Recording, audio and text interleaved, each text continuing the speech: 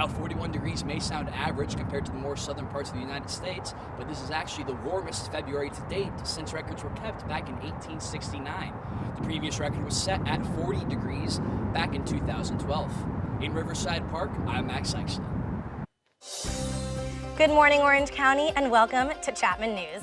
I'm Maddie Bader. And I'm Max Aixala. Good Friday to all. Let's get to our top stories. 2 Chapman University students were arrested this past week for a very unlikely kidnapping. Kylie Walker has the full story. The undefeated Chapman men's lacrosse team went up against another undefeated team in Georgia Tech this past weekend.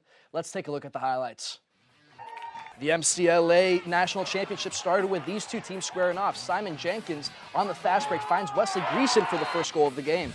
Then senior Holland Frost ties it right with the Yellow Jackets. Chapman sharpshooters started finding their script. Steve Gressel finds the right corner for top cheddar. In the second quarter, Dave Abruzzi attacks from the back of the net and fires over on 2 defenders. Chapman University is poised to become a leader in the growing field of communication studies with the establishment of its new School of Communication. The university made the announcement this past week and expects the new school to join the ranks of the Fowler School of Law and the Argyros School of Business and Economics. Stocks have been soaring ever since Election Day, with the Dow Industrials surpassing 19,000, 20,000, and now for the first time in U.S. history, 21,000 points. This milestone was hit after President Trump's most recent speech to Congress this past Tuesday. Although he didn't say anything new in regards to his political agenda, a CNN poll said that 7 out of 10 Americans are much more optimistic in regards to the direction our country's heading in, investors included. Now the case is being made by the Fed to increase interest rates another quarter point.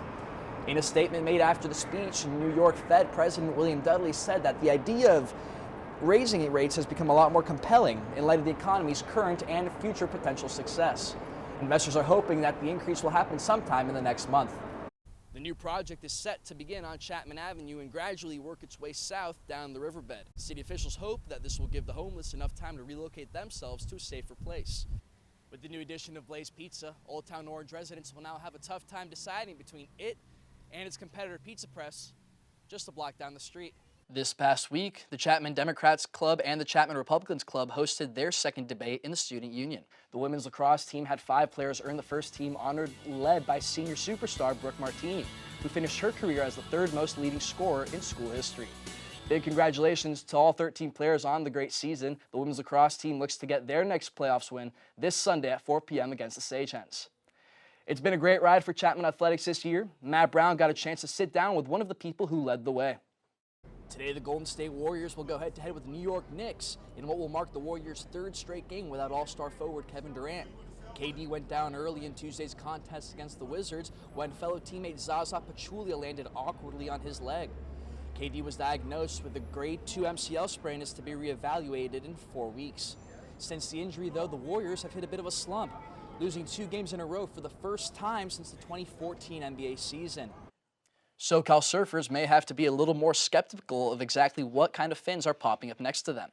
This past week, 2 surfers were catching some waves in Sunset Beach when they caught sight of a great white shark jumping out of the water only 100 feet from them. The shark did not come into direct contact with anyone, but was likely up to 6.5 feet long. It's the event everyone this season has been waiting for. Twice these teams met up in the regular play and only one came out victorious. Will we have the same results tonight? The Chapman University Panthers host the Redland Bulldogs tonight in the SCIAC Championship. Now let's take a look at the standing bracket. The Panthers came in huge with a win last night over the Stags, 71-61, while the Bulldogs upset the 2-seed Whittier Poets 76-74 off the good grace of some free throws. It was a huge game for them. Hello everyone, I'm Max Aixala, glad to be joined by a great friend, Justin Gillerman. Glad to be here with you at the Hutton Sports Center on the campus of Chapman University for the final round of the men's basketball SCIAC Championship. Now, Justin, the Panthers came in dominated with a win last night against the Stags. Absolutely huge, but they did come close to losing it towards the end of that game. And we both know that Redlands lost both their contests at Chapman this season. What do we have to look forward to this game? Although their current lease extends until 2029, the Angels have the option to opt out of their contract no later than 2019. Since 1966, the only 3 older Major League ballparks in the United States are Fenway Park, Wrigley Field, and Dodger Stadium just an hour north of here. Every week, Chapman picks an outstanding athlete to honor for their accomplishments. This week, I was able to sit down with one of those tennis stars featured as this week's Athlete of the Week. This week's Athlete of the Week is men's tennis player Brett Buford, who, along with his doubles partner Charlie Werman, recently broke the school record for career singles wins, both with 48. It's a really cool accomplishment. I wasn't really aware of it going into it, which probably helped because I didn't get nervous or anything, and it's really cool to share it with my partner, Charlie Werman, because we've been doubles partners for the past 2 years and done really well. So it's definitely a great accomplishment, and I wish I could have another year to play, but that's awesome. Not only did Buford leave his last career match at Chapman winning, he didn't let his opponent score a single point in the game.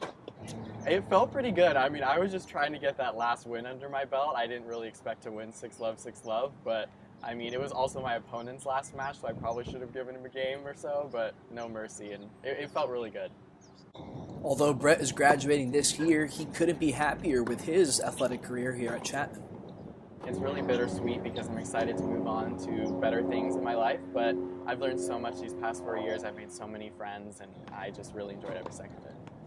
In Orange, Max Aixala, Chapman News. The men's tennis team is only graduating 3 seniors this year in hopes to bounce back stronger than ever next season. Coming off of a huge 15-5 win against Pomona Pitzer this past weekend, the Chapman women's lacrosse team looks to keep things hot as they take on Occidental this Saturday at 1 p.m. here on our home turf. Reporting from Wilson Field, I'm Max Aixala, Chapman News.